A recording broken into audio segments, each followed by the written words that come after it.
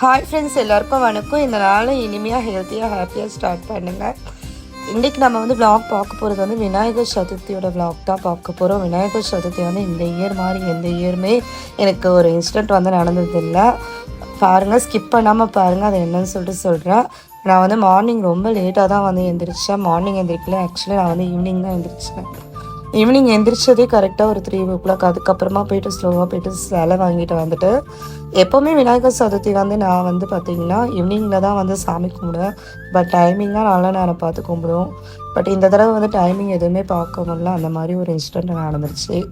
அதே மாதிரி வந்துட்டு நான் வந்து எஸ்டர்டே நைட்டு வீட்டுக்கு அஃபிஷியல் ஒர்க்லாம் முடிச்சுட்டு வரதுக்கே லேட் ஆகிடுச்சு. வீட்டுக்கு வந்ததே 11 o'clock தான். அதுக்கப்புறமா வீட்டுக்கு தேவையான இந்த குக் பண்ணிவிட்டு சாப்பிட்டுட்டு தூங்குறதுக்கு 1 o'clock ஆகிடுச்சு. அதனால் மார்னிங் என்னால் முடியவே இல்லை, ரொம்ப டயர்டாக இருந்ததால்.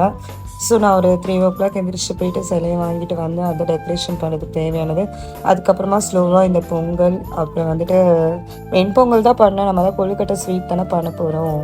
எதுக்கு வந்துட்டு நம்ம திருப்பி அகெயின் ஸ்வீட் பொங்கலே பண்ணிக்கிட்டு இது வந்து நம்ம டின்னர் ஃபினிஷ் பண்ண மாதிரி இருக்கும்னு சொல்லிட்டு வெண்பொங்கலே படைச்சிட்டேன். விநாயகருக்கும் ரொம்ப பிடிக்கும். பிரசாதம் கூட வெண்பொங்கல் தானே தருவாங்க. அதுக்கப்புறம் வெண்பொங்கல் பண்ணிவிட்டு இது கூட வந்து மெதுவடை, அப்புறம் வந்து இந்த கொழுக்கட்டை வந்து பண்ணேன். கொழுக்கட்டை கொஞ்சம் ஸ்வீட் அதிகமான மாதிரி ஆயிடுச்சு.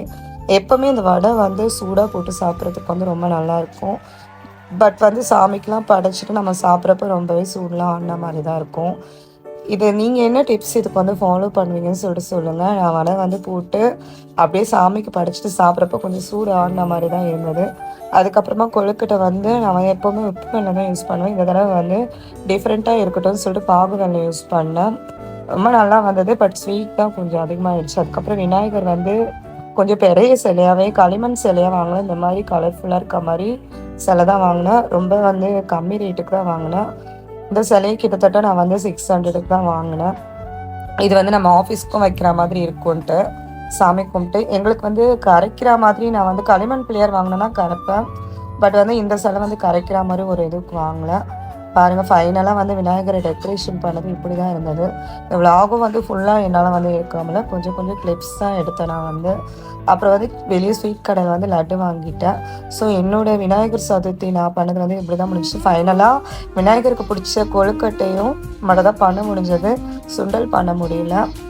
அதுக்கப்புறமா வந்துட்டு பார்த்தீங்கன்னா விநாயகருக்கு கொடை கூட வாங்க முடியல என்னால். ஸோ உங்களுக்கு ஏதாவது ஃபெஸ்டிவல் இந்த மாதிரி பேட் இன்சிடென்ட் நடந்திருக்கான்னு சொல்லிட்டு கமெண்ட் பண்ணுங்கள்.